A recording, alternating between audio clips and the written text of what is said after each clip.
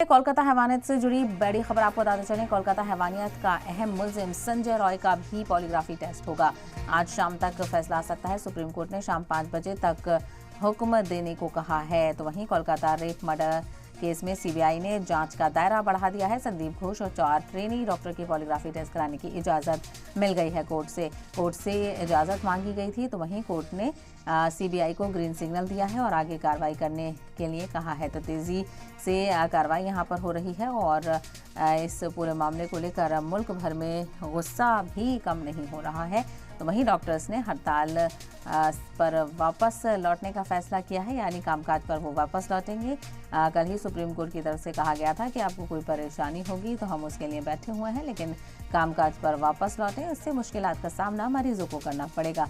लेकिन बहरहाल सीबीआई की तरफ से लगातार जांच जारी है और अब खबर है कि संदीप घोष जो अहम मुलजिम इस पूरे केस में बनाया गया है, संदीप घोष के अलावा 4 ट्रेनी डॉक्टर्स भी हैं जिनका पॉलीग्राफी टेस्ट किया जाएगा और इस मामले में तफ्तीश को आगे बढ़ाया जाएगा।